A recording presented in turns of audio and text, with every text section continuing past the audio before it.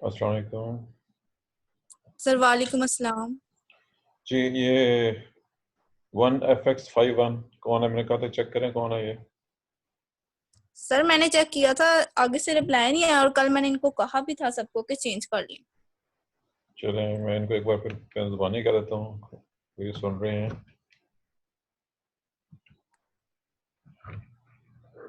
जी ये 1FX हो गया जी। चलें एक और मुझे स्टोर नज़र आया है जी, ये गैलेक्सी के नाम से था कोई, वो भी गायब है।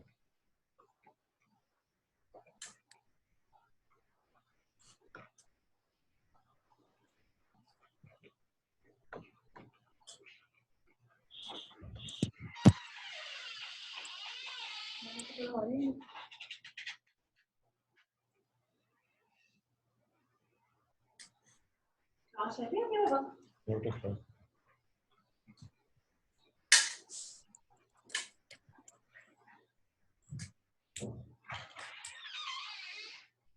जी ये स्टार्ट के स्टूडेंट था, उस पर कॉल छोड़ दिए गैलेक्सी। चलिए मैंने ये सब लोग सुन लीजिए दोबारा।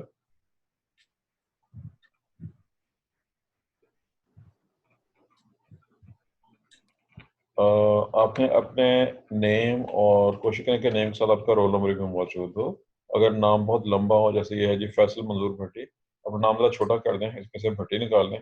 मुझे वो नज़र आना चाहिए, साथ रोल नंबर नज़र आना चाहिए। जब आप मेरे सामने लिखा नज़र आ रहा हो, जैसे इसमें लिखा हुआ है एम अवैस यूनस, ठीक है, अवैस यूनस भी हो तो वगैरह हो जाएगा। अगर रोल नंबर कर लीजिए, चूँकि मैंने आपके इनको भी अभी आज मैंने आपको बताना है, और वो ये है कि अब हर बच्चे ने मुझे ये कोशिश ये करनी है कि जो सबसे पहला रोल नंबर यूनिवर्सिटी, आपने रोल नंबर जो फॉलो करने हैं यूनिवर्सिटी रोल नंबर्स। सबसे पहले कौन है आपकी क्लास में यूनिवर्सिटी रोल नंबर के लिहाज से? Who is first one? Sir Aqsa. Aqsa, पूरा नाम अक्सा असलम या कोई और? अक्सा असलम सर। जी ठीक है। रोल नंबर क्या है अक्सा का? 451। 451, ठीक है। और उसके बाद 2 3 4, यानी जो इसके बाद ऑन 451 नहीं, ये 451 रोल नंबर तो कॉलेज रोल नंबर है। कॉलेज रोल नंबर है, यूनिवर्सिटी रोल नंबर है। जी सर। जो, जो आपने अब कॉलेज रोल नंबर है। नहीं, कॉलेज रोल नंबर नहीं, अब आप लोगों ने अपना यूनिवर्सिटी रोल नंबर यूज करते हैं, जिस जो आपने पेपर्स दिए हैं। अब आप कॉलेज जी रोल नंबर या यूं करें, चलें ठीक है, ज्यादा बेहतर हो जाएगा फिर ऐसे। कॉलेज रोल नंबर और यूनिवर्सिटी रोल नंबर दोनों कॉलेज रोल नंबर लिख दीजिए। कॉलेज रोल नंबर सिर्फ 451 और यूनिवर्सिटी रोल नंबर उसके आगे स्पेस दे के यूनिवर्सिटी रोल नंबर पूरा ये लिख के मुझे सेंड कर देना है। चैट में आपने मुझे चैट में सेंड करना है हर किसी ने। और कोशिश करें कि वो पहले स्टार्ट के ऊपर जो पहले 51 से लेके 55 तक है, ताकि मुझे उनकी वो लिस्ट बनाने में कोई मसला ना बने। ये सब लोगों ने सेंड करना है जी। ये एक एक्सक्यूज। स्टूडेंट वेटिंग रूम में बैठा है जी अभी, और मैं पहले कह चुका हूँ कि कोई भी ऐसा स्टूडेंट नहीं आएगा जो विद नेम रोल नंबर नहीं आएगा, उसका मैं अलाउ नहीं करूँगा। ये गैलेक्सी जो है वो स्टूडेंट गायब हो गया है जी, पहले जो आया था ये आई थी IFX1। चलिए बहरहाल ये सब कुछ अब हो गया, अब आप तैयार हो जाएं।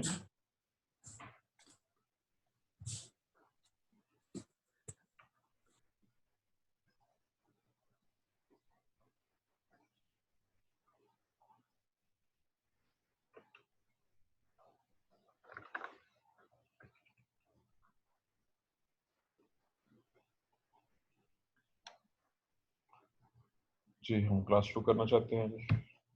तो सबसे पहले क्वेश्चन आपकी तरफ से कोई क्वेश्चन हो?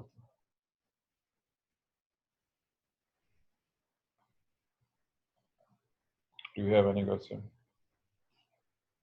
किसी का कोई सवाल हो तो सवाल पूछ सकते हैं, हमने नेक्स्ट चैप्टर स्टार्ट करना है अभी।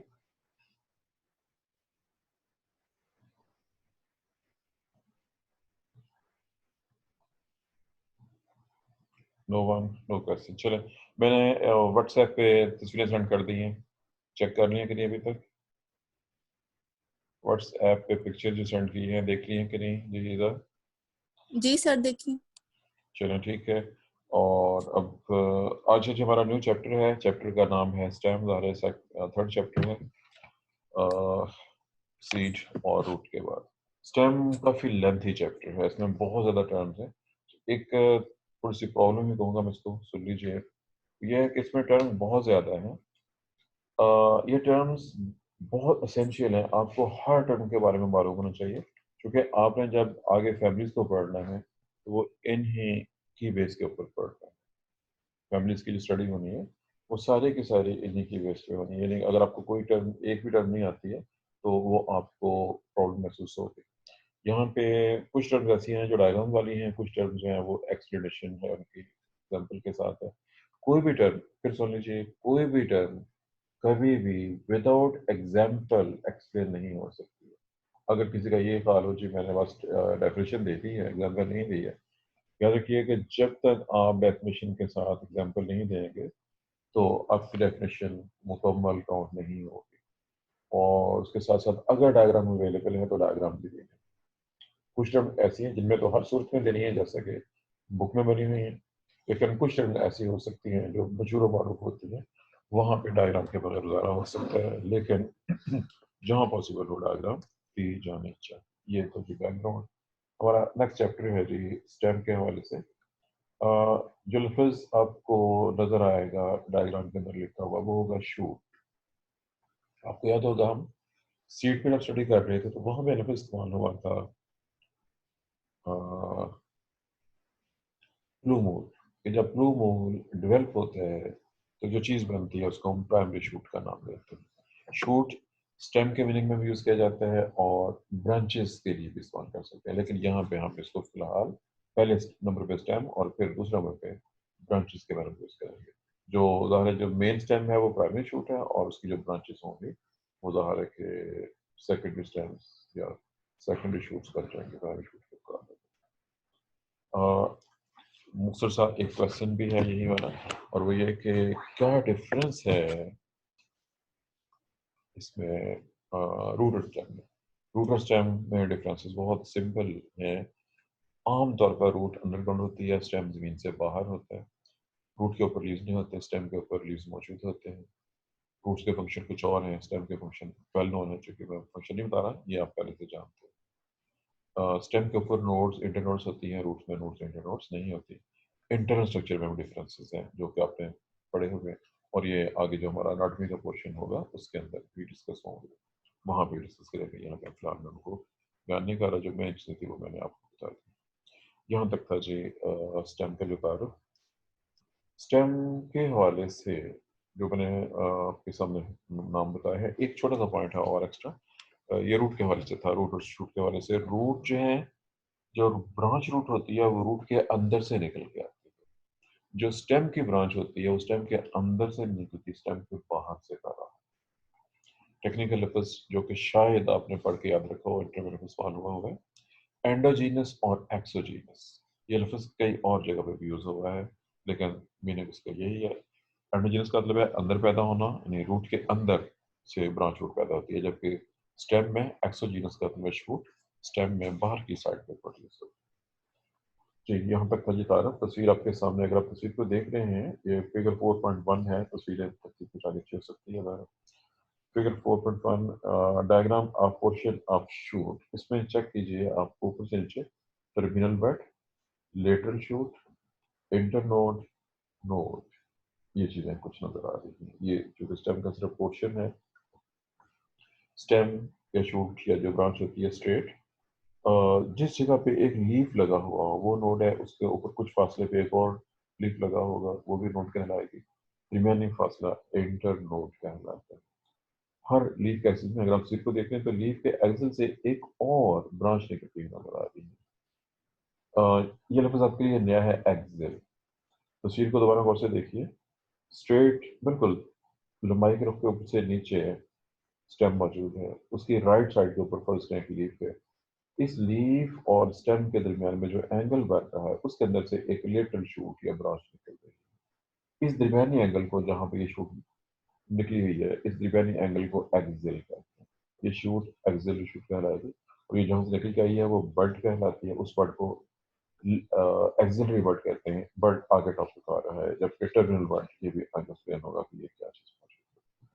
नोड वो जगह है जहां से लीफ निकलता है स्टेम या शूट के ऊपर से। आगे 3 टर्म्स हैं, ये टर्म्स बगैर डायग्राम से हैं लेकिन बहुत मशहूर हैं और ये लफ्ज बार बार आएंगे। एनुअल, बाइएनियल, पेरिनियल, ये लफ्ज मौजूद है इंटर की बुक में, लेकिन इंटर लेवल पे ये ना तो एक्सप्लेन किए जाते हैं, उतना टाइम ही होता है इंटर में, वहाँ भी सिलेबस ज़्यादा होता है और ऐसे लफ्ज दिए हुए हैं जो कि विदाउट एक्सप्लेनेशन है, जबकि यहाँ पे ये विद एक्सप्लेनेशन मौजूद है। याद रखिए ट्रीज, सॉरी, प्लांट्स की 3 टाइप्स हैं। एंजियोस्पर्म प्लांट की बेसिक 3 टाइप्स हैं। जो नाम आपके सामने आ रहे हैं लफ्ज है एनुअल्स, बाइएनियल्स, पेरिनियल्स। ये तीनों टाइप्स ग्रोथ के लिहाज से, और वो ग्रोथ क्या है, ऐसे प्लांट्स जो ग्रो होते हैं, बीज ग्रो हुआ, पौधा बना, विद इन 1 ग्रोइंग सीजन, आप आसान जुबान में इसको 1 ईयर कह लिए, वैसे साल से कम होता है, पौधा ग्रो हुआ, पहले पत्ते बने, फिर उसमें फ्लावर्स पैदा हुए, फिर उसमें पोलिनेशन हुई, फर्टिलाइजेशन हुई, फ्रूट्स बने, सीड बने, और उसके बाद ये पौधा मर गया। 1 ग्रोइंग सीजन लाइफ है, या 1 ईयर मैक्सिमम लाइफ ऐसे पौधों की। मशहूर मिसालों में गंदम, चावल, मकई, ये मशहूर पौधे हैं जिनसे वाकई में इनकी लाइफ 1 ग्रोइंग सीजन तकरीबन 6 माह 7 माह के करीब होती है। हम इसमें एक साल काउंट करते हैं, ये एनुअल का मतलब है सालाना, एक सिर्फ 1 साल के लिए जिंदा रहने वाले पौधे। मैंने मिसालें दे दी हैं। सेकेंड टर्म जो आपके सामने है वो है जी बाइएनियल, ये नाम भी इंटर में मौजूद था, वहाँ विदाउट एक्सप्लेनेशन था। बाई मीन टू, एनियल, एनुअल्स मुराद है ईयर्स, 2 ईयर्स लफ्जी मतलब, और मुराद है 2 ग्रोइंग सीजन्स। आमतौर पर ये 2 ग्रोइंग सीजन्स 2 डिफरेंट सालों में होते हैं। पीछे शायद जिक्र आ चुका है, मुझे नहीं याद कि आपकी क्लास से डिस्कस हुआ था या केमिस्ट्री वालों के साथ, क्या किसी ने मूली का फल खाया है?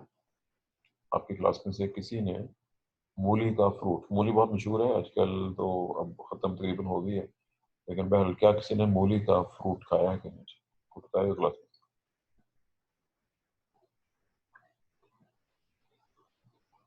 जी, किसी ने आज तक कभी मूली का फ्रूट खाया है?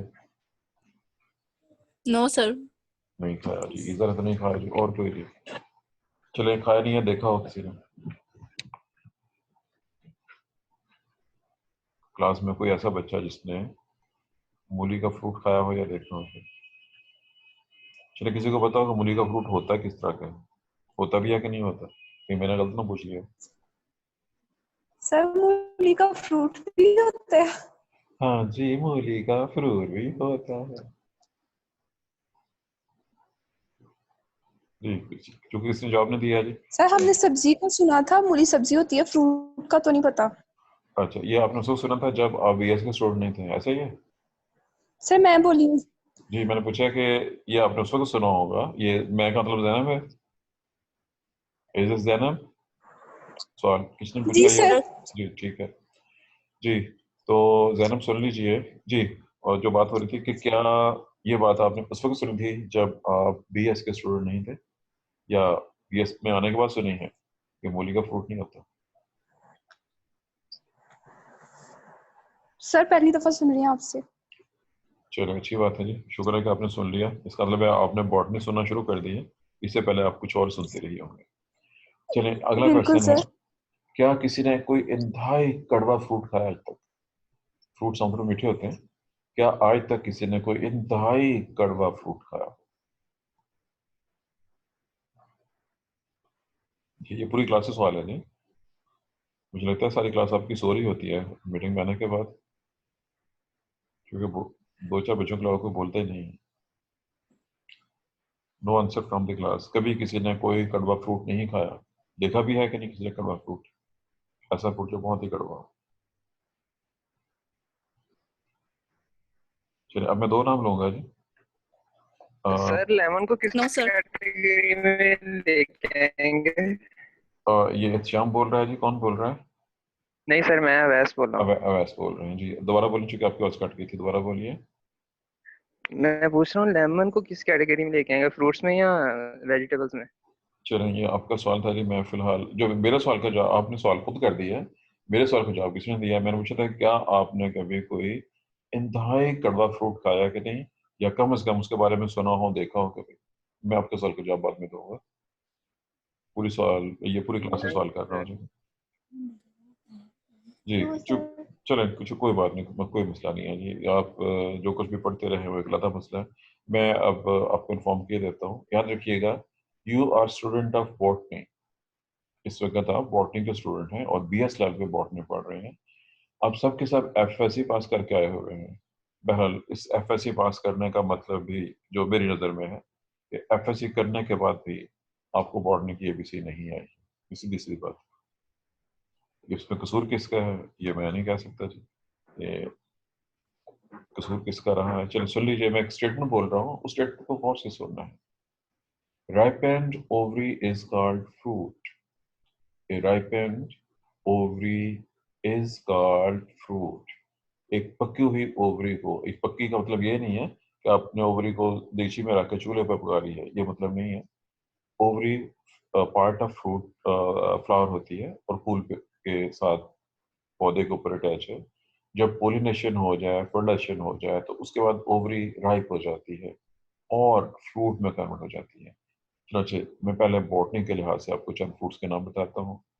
दुनिया का सबसे कड़वा फ्रूट्स, या कम से कम जो कम्पीट करेगा कड़वे फ्रूटों के साथ, नंबर 1 पे मैं करेले को रखूंगा। करेला सबने देखा हुआ है और खाया भी होगा। करेला सबने देखा हुआ है और डेफिनेटली खाया भी होगा। करेला इंतहाई कड़वा जी। होता है और ये दुनिया के कड़वे 3 फ्रूट्स में शामिल है।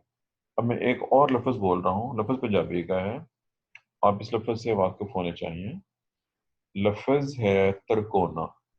मैंने पंजाबी का लफ्ज़ बोला है तरकोना, धरकोना ऐसा भी लिख सकते हैं, लेकिन हम यस सर। जी यस सर। ठीक है जी, 2-3 बच्चों ने बता दिया। आप इस नाम से वाकिफ हैं तो सुन लीजिए। करेला जो कि आपके मुताबिक यानी आम लोगों के मुताबिक एक सब्जी है, और तिरकोना जो कि धरेक, मैंने उर्दू और पंजाबी दोनों में धरेक कहती है उसको। धरेक, नीम, ये मिलते जुलते बकाए, मैंने 3 नाम बोले हैं। नीम पंजाबी में निम कहते हैं, उर्दू और हिंदी में दोनों में नीम ही चलेगा। धरेक पंजाबी में त्रेक कहते हैं इसको, और बकायन, ये मिलते जुलते पौधे हैं, एक ही फैमिली के पौधे हैं। इनका जो फ्रूट है वो, जो मैं सिर्फ दरेक की बात कर रहा हूँ, दरेक का फ्रूट पंजाबी में हम उसको तरकोना कहते हैं। और ये लंबूतरे से बेर की शक्ल का होता है, ग्रीन। और अगर इसको खा लें तो ना तो इंतहाई कड़वा है बल्कि तबीयत शदीद खराब हो जाएगी। ये हल्का सा जहरीला भी होता है। टमाटर हमारे यहाँ सब्जी के तौर पर इस्तेमाल होता है। टिंडे, करेले, और ऐसे ही खीरा, तर, कद्दू, हलवा कद्दू, पेठा कद्दू, मैंने बहुत सी चीज़ों का नाम लिया। आम ज़बान के मुताबिक ये सारी की सारी सब्जियां हैं, वेजिटेबल्स हैं, इंग्लिश के मुताबिक। ज़बान का मतलब है इंग्लिश के मुताबिक, लेकिन हमारे मुताबिक, you are student of botany, botany के मुताबिक they are all fruits, they are produced by a ripened ovary after pollination and fertilization। Fruits के अंदर यानी ओवरी के अंदर ओव्यूल होते हैं, और जब वो राइप हो जाती है, पक जाती है, तो वो ओव्यूल सीड बन जाते हैं। फ्रूट्स के अंदर सीड होते हैं। कुछ फ्रूट ऐसे हैं जिनमें सीड नहीं होते, वो एक अलग टॉपिक है, वो किसी और सेमेस्टर में आएगा, फिर देखेंगे कि वो क्या होता है। ये था जी एक डेफिनेशन उसके हवाले से कि फ्रूट क्या होता है, फ्रूट कैसे बनता है, और कड़वा फ्रूट कौन सा है। ये सब चीज़ें आपको मैंने बता दी जी। जो डेट कमर्सन जी दोबारा सुन लीजिएगा। आप लोगों ने अपना नाम, कॉलेज रोल नंबर, और उसके साथ आपका नाम, चूंकि जब आप मुझे सेंड करेंगे, अगर आप अपने नाम के साथ हैं, अगर आप ऑलरेडी, मोस्टली लोग अपने नाम के साथ हैं, अगर आपका नाम आपको भी ऐसे नजर आ रहा होगा पार्टिसिपेंट में, अगर नाम आपका मौजूद है ठीक है, उसके साथ कॉलेज रोल नंबर 451 450 जो भी हो, और अपना यूनिवर्सिटी रोल नंबर, ये मुझे आपने चैट में सेंड करना है। ये आपकी असाइनमेंट है जी, छोटी सी, सब में, क्योंकि इसी बेस पे आपकी अटेंडेंस भी लगनी है। और ये आज फर्स्ट डे है, उसके बाद सेकंड डे है, इसमें कुछ मैं चेंज करूंगा, तो चेंज क्या होगी वो मैं कल बताऊंगा। जी, फ्रूट की डेफिनेशन होगी और यहाँ से बात चली थी, मैंने शुरू किया था मूली के फ्रूट से। अभी तक किसी को याद आया हो, किसी को इस जहन पे कोई कंसेप्ट आया हो कि मूली का फ्रूट भी आप खा चुके हो? उसका नाम है मूंगरा। मूंगरे हमारे यहाँ सब्जी के तौर पर इस्तेमाल होते हैं और वो मूली का फ्रूट होता है। जब वो पक जाता है उसमें बीज बनते हैं। जब आप बीज को ग्रो करेंगे तो पहले साल मूली ग्रो करेगी। नीचे छोटी सी मूली होगी और ऊपर एक शूट होगी, उस पे पत्ते होंगे। ये पत्ते फूट तैयार करेंगे और वो फूट नीचे मूली में जमा होती जाएगी। मूली आहिस्ता आहिस्ता बड़ी होती जाएगी। अब दो पॉसिबिलिटीज हैं। पहली पॉसिबिलिटी है कि आप जमीन से मूली को खींच के बाहर निकाल लें और खा लें। अगर ऐसा हो गया तो फिर तो बात खत्म होगी। किसान जब मूलियां उगाते हैं तो कुछ मूलियों को छोड़ देते हैं, निकालते हैं। मूलियां वही रहती हैं, उनके पत्ते गल चढ़ जाते हैं। अगले साल नेक्स्ट ईयर उसके अंदर से एक लंबी सी डंडी निकलती है। उस डंडी के ऊपर फूल पैदा होते हैं और उन फूलों पे फ्रूट्स होते हैं, वो सॉरी फ्लावर्स बनते हैं और उन फ्लावर में आखिरकार फ्रूट, और फ्रूट का नाम है मूली। अब ये प्रोसेस 2 साल पे पूरा होगा। मूली, शलजम, गाजर, ये उन मशहूर पौधों में शामिल है जिनमें इस तरह से होता है। अब इस पौधे ने अपनी जिंदगी 2 सालों में कंप्लीट की है। They are called biennials. आखिरी टर्म हमारे पास है पेरिनियल्स। वो पौधे जो कई साल तक जिंदा रहते हैं, एक बार पैदा हो गए तो कई साल तक। ज़ाहिर है कि ये 3 साल, 4 साल, 5 साल, 10 साल, ये दो तरह के हो सकते हैं। छोटे साइज के भी हो सकते हैं और बड़े साइज के। दरख्त तो सारे के सारे जो एंजियोस्पर्म है वो तो सारे ही पेरिनियल्स हैं। झाड़ियां भी मोस्टली पेरिनियल हैं, लेकिन कुछ पौधे छोटे साइज के होते हैं। पुदीना, अगर आप कहीं से थोड़ा सा पुदीना ला के अपने घर में एक बड़े से गमले में लगा दें तो फिर जितना बड़ा गमला होगा तो आपका पुदीना ग्रो करता रहेगा उस मिट्टी के अंदर और मुसलसल ग्रो करता रहेगा। आपको बाहर से पुदीना लाने की जरूरत पेश नहीं आएगी। इसका मतलब है ये एक बार जब उग जाए तो ये फिर इंडेफिनिट उगते रहते हैं, ये भी कई साल तक जिंदा रह सकते हैं। ऐसे पौधे, ये भी पेरिनियल प्लांट्स। ये थी जी पौधों की 3 टाइप्स, एनुअल, बाइनियल और पेरिनियल अपने ग्रोथ के लिहाज से। इससे आगे मैंने जो एग्जांपल दी हैं इनसे हट के भी कुछ एग्जांपल हो सकती है। अदरक भी पुदीने जैसा है।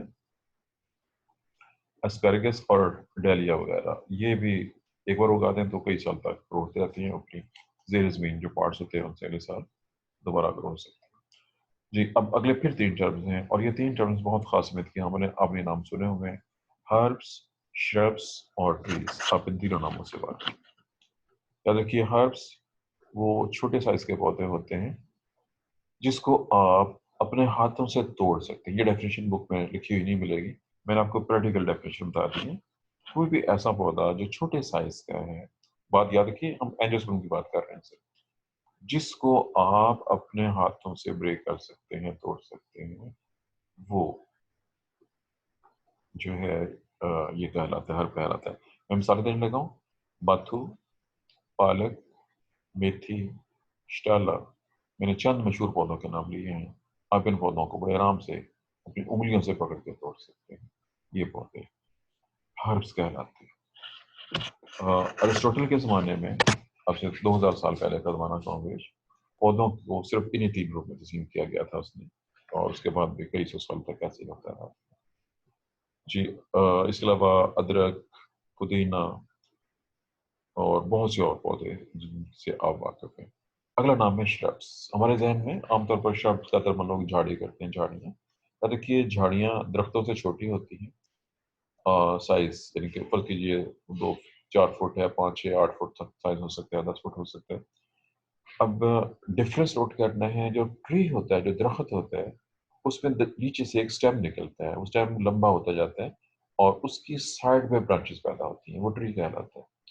श्रब में जमीन से ही जो स्टेम निकलता है, शुरू से ही उसकी ब्रांचेस हो जाती हैं, 2-3-4 ब्रांचेस या ज्यादा ब्रांचेस। मैं एक ऐसे पौधे की मिसाल दूंगा, बहुत मशहूर है, आप जिन लोगों का गांव से ताल्लुक है वो वाकिफ होंगे। पहला नाम है इसमें कीकर। आप कीकर के नाम से वाकिफ हैं। कीकर की 2 किस्मों का नाम लूंगा मैं पाकिस्तान के लिहाज से बात कर रहा हूँ।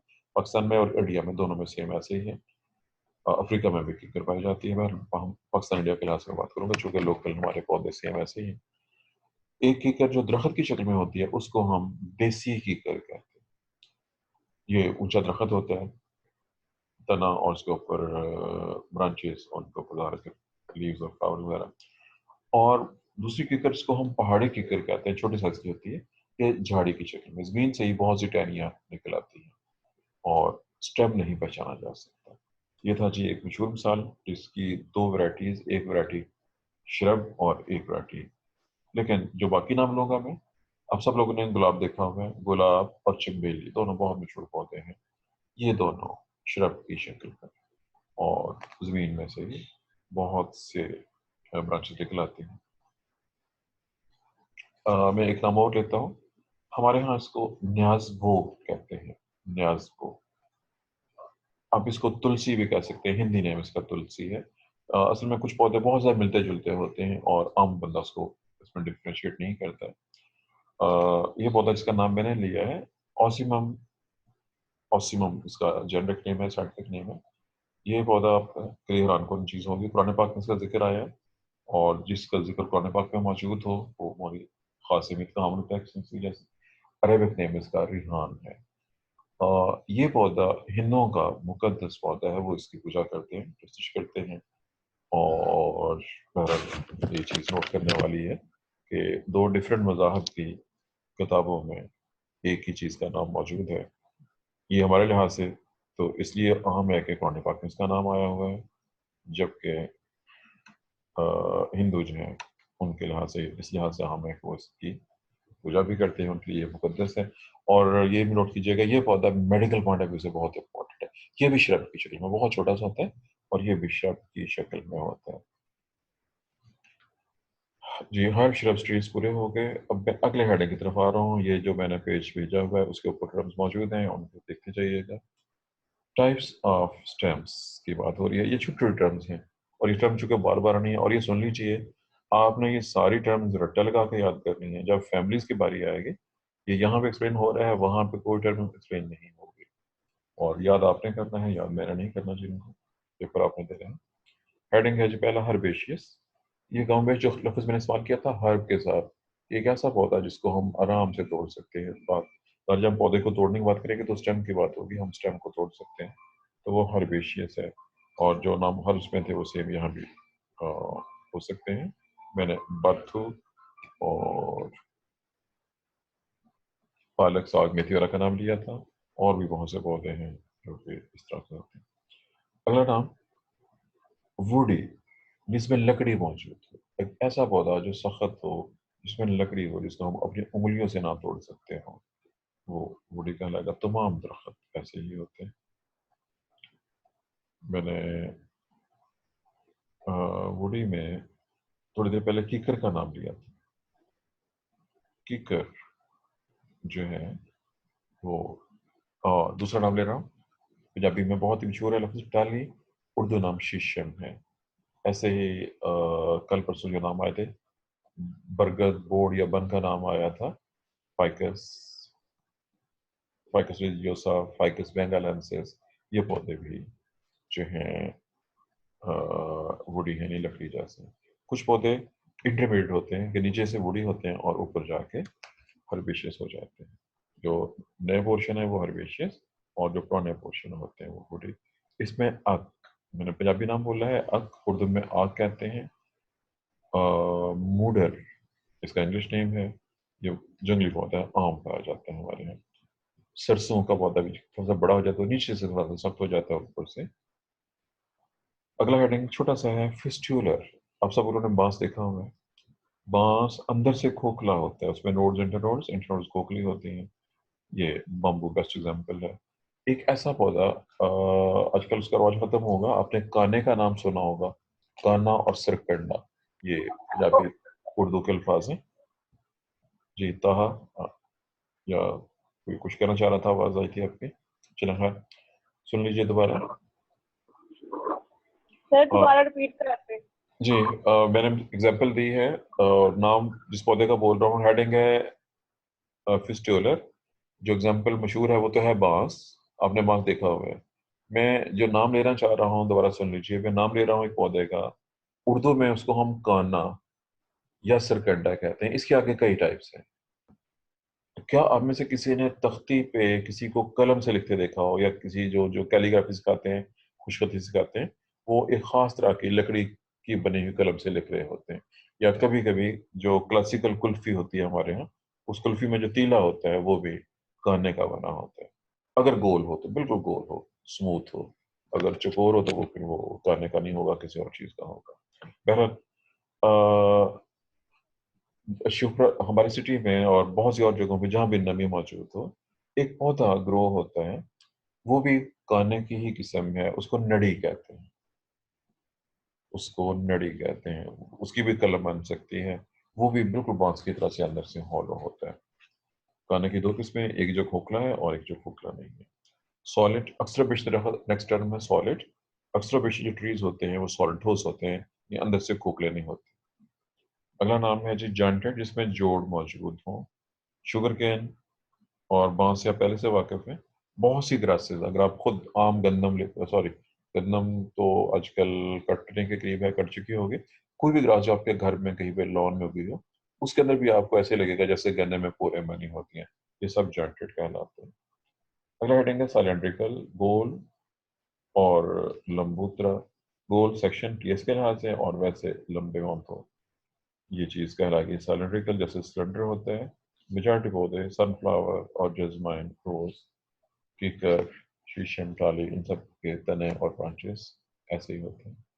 नेक्स्ट टर्म है एंगुलर, ये नई टर्म है, ये आपने से पहले नहीं पढ़ी हुई। एंगुलर लफ्ज़ में जिसमें एंगल्स मौजूद हैं, ये चौकोर होते हैं। कुछ पौधे, अभी थोड़ी देर पहले मैंने नाम लिया था पौधे का, न्याज़वो और तुलसी नाम लिए थे, ऑसिमम जीनस का नाम है दोनों। इनका स्टेम स्क्वायर शेप में होता है। स्क्वायर काट के देखिए तो नजर आएगा, या यूं कह लीजिए आप उसमें उभरे हुए और डिप्रेशन वाले पोर्शन नजर आएंगे, चार कोने और चार डिप्रेशन महसूस होंगे। अगला हेडिंग, अगला नाम है फ्लैटेंड, चिपटे। एक बहुत मशहूर पौधा हमारे यहाँ, लोकल नेम है छितर-थोर। जी, क्या आप इस नाम से वाकिफ हैं, छितर-थोर के नाम से? इसकी तस्वीर आगे कहीं पे इसी चैप्टर में आगे आ जाएगी, यहाँ नहीं है। क्या आप में से कोई छितर-थोर से वाकिफ है? चलिए, एक ऐसा पौधा नो जिसकी सर। शक्ल पंजाबी में, पंजाबी का लफ्ज़ है जी लितर, आप समझते हैं लितर क्या होता है? छितर और लितर एक ही चीज़ का नाम है। काफ़ी बड़े साइज में, 1-2 फुट तक उसकी रेंज हो सकती है, मोटा होता है काफ़ी। इसके ऊपर कांटे होते हैं, नीचे एक आप समझे एक जूते जैसी शक्ल है, उसके ऊपर आगे दो उगे हुए हैं, उसके ऊपर आगे फिर दो दो उगे होते हैं। ये अभी इस वक्त तो पॉसिबल नहीं मेरे लिए, आगे जब टाइम कहीं पे आएगा मैं आपको याद करा दूंगा कि ये बहुत कॉमन है, जंगली पौधा है चित्तरथोर के नाम से। और इसकी जो खास अहमियत है कि इसका जिक्र भी कुरान पाक में मौजूद है, और वो इस रेफरेंस से है कि वो लोग, सर पूछिए पूछिए। जिस पर कांटे लगे होते हैं जी ग्रीन कलर का होता है। जी, ग्रीन कलर होता है, इस पे बहुत ज्यादा कांटे होते हैं। बस माइक बंद कर दें, आपको शोर आ रहा है पीछे से। जी, नोट कीजिए कि तहरीम, ये तहरीम में थी, ये कौन थी? चलो खैर, मैंने नाम नहीं नोट किया। ग्रीन कलर का होता है, कांटे होते हैं। इस पौधे का जिक्र भी कुरान पाक में मौजूद है, और वर्डिंग ये है, इसका जो नाम है जकूम, अरेबिक नेम है जकूम। डेविल्स हेड इसका इंग्लिश नेम है, शैतान का सर। और वर्डिंग ये है कि दोज़ख में लोगों को, जो लोग दोज़ख में होंगे, उनको ये एज फूड के खिलाया जाएगा। ये था जी फ्लैटेंड, चित्रथोर, चपटा, फ्लैट। ओपनशिया इसका इंग्लिश नेम, सॉरी, ओपनशिया इसका साइंटिफिक नेम है, और डेविल्स हेड, शैतान का सर, इसका इंग्लिश नेम। इसके आगे दो टर्म्स हैं। ये टर्म बच्चे इनसे बाज़ कंफ्यूज हो जाते हैं, क्योंकि एग्जाम्पल्स को जब तक आपके सामने नहीं होंगे तो खाली टर्म्स आप कंफ्यूज हो सकते हैं। पहली टर्म है ग्लाक्वस और दूसरी है ग्लैब्रस। इन दोनों के फर्क को गौर से, मैं इसकी वर्डिंग बोलने लगा हूँ। शेरमन की वर्डिंग है ग्लैब्रस, ग्लाक्वस के लिए शेरमन के मुताबिक ग्लाक्वस, सरफेस स्मूथ एंड मोर और लेस शाइनी, सतह हमवार होती है और चमकदार होती है। ब्लूइश ग्रीन कलर के लिहाज से, जैसा कि बम्बू में है, ये उसकी वर्डिंग है। सरफेस स्मूथ हो, शाइनी हो, चमक रही हो। इसमें चमक का लफ्ज है, ये बहुत इंपॉर्टेंट है, क्योंकि ग्लाक्वस चमकदार सरफेस के लिए है। दूसरा लफ्ज है ग्लैब्रस। मैं फिर यहाँ पे शेर अहमद की वर्डिंग बोलूंगा, surface smooth but not shiny. Surface तो स्मूथ होती है लेकिन ये शाइनी नहीं होती। हैविंग नो फाइन हेयर्स, इस पे किसी भी किस्म के फाइन हेयर्स नहीं होते। एज इन ब्रासिका, ब्रासिका जिसका आप साग कह लीजिए, हमारे यहाँ आमस्मान होता है। पर हम दोबारा नोट कीजिएगा कि कुछ पौधों का जो स्टेम है वो चमकदार है, शाइनी है, और कुछ का शाइनी नहीं है। अगर वो शाइनी है तो फिर वो ग्लॉक्वस है, अगर नहीं है तो वो ग्लैमरस है। और ये भी याद रखिए, ये क्लासिकल टर्म्स हैं, दीज टर्म्स आर क्लासिकल। ऐसे पौधे भी हो सकते हैं जो इन दोनों के इंटरमीडिएट। जी, अगला हेडिंग बहुत ही आसान है, सक्कुलेंट, गूदे वाला। ऊपर भी चित्रथोर का नाम आया था, उपंचिया, और नया नाम जो आ रहा है यहाँ पे वो है यूफोर्बिया रॉयलियाना, डंडाथोर। डंडाथोर, इसके अलावा और भी कई पौधे हैं जो गूदे वाले हो सकते हैं। बहरहाल ये थे जी चंद पौधे जिनमें गूदा मौजूद है। जी, हमारे मीटिंग को स्टार्ट हुए 37 मिनट हो गए हैं, बल्कि 38 मिनट हो रहे हैं। जस्ट 2 मिनट बाद ये ऑटोमेटिक ऑफ हो जाएगी। चुनाचे अगर आप कोई क्वेश्चन पूछना चाहते हैं तो आप सर मेरा एक क्वेश्चन है। जी पूछें, जल्दी पूछें। सर जी जी। सर वो अभी आपने तिरकोने नेम लिया था सर, इसकी इंग्लिश क्या है? तरकोने की इंग्लिश क्या है? जी तरकोने की इंग्लिश क्या है, कि उसके पौधे की इंग्लिश क्या है? सर उसकी बता दें। मार्गोसा। ये गालिबन इंग्लिश नेम नहीं है, ये इसका साइंटिफिक नेम है। जी मार्गोसा इसका साइंटिफिक नेम है, और मेरा ख्याल है इसका इंग्लिश नेम शायद अवेलेबल नहीं है। और जो नीम का नाम लिया था सही। वो मीलिया है, मीलिया। ये चूंकि नाम जो है ऐसे पौधे जो सिर्फ हमारे या किसी खास इलाके में पाए जाते हैं, उनके आमतौर पर इंग्लिश नेम्स ये बिल्कुल ऐसे है कि कुछ ऐसी चीज़ें हैं, आप किसी अंग्रेज से लोटे का तर्मा पूछेंगे तो वो नहीं बता सकेगा। जो चीज़ जहाँ पे नहीं होती उनके बाज़त नेम्स नहीं होते। हमारे पास भी बहुत से ऐसे जी पौधों के, जैसे स्ट्रॉबेरी है, इसका हमारे यहाँ कोई लोकल नेम नहीं है। और बहुत से ऐसे पौधे हैं जिनका हमारे पास कोई नाम नहीं है। सर ये कोई तुम्बा भी फल होता है? जी बिल्कुल होता है वो। अब ये याद रखिए, ये बॉटनी के रेफरेंस है। ये ना हो कि कल आप किसी आम दुकानदार से कहें जी मुझे तुम्बे का फल चाहिए, वो कहिए इसका फल नहीं होता, इसकी तो सब्जी होती है या इसका फलां चीज होती है। ये जो चीज़ हम बॉटनी के रेफरेंस से बात कर रहे हैं वो साइंटिफिक पॉइंट ऑफ व्यू से, कॉमन पॉइंट ऑफ व्यू से नहीं तो है। सर तो सर ये भी कड़वा होता है? जी बिल्कुल सही है। जी, अभी तक 16 सही। लोगों ने, मुझे लगता है मैसेज मैंने कहा था कि आप लोगों ने मुझे चैट में अपना नाम, अगर नाम के साथ है तो अपना रोल नंबर, और दोनों roll number, class roll number और कॉलेज रोल नंबर और यूनिवर्सिटी रोल नंबर दोनों भेजने हैं। और चैट में मुझे अभी सिर्फ 16 नंबर या 16 नाम याद नजर आ रहे हैं। बाकी लोग भी भेज दें, टाइम थोड़ा सा रह गया है।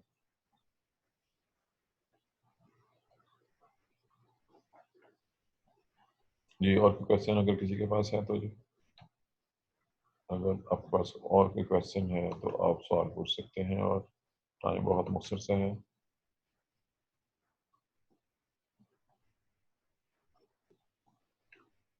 ये आज मैंने जो है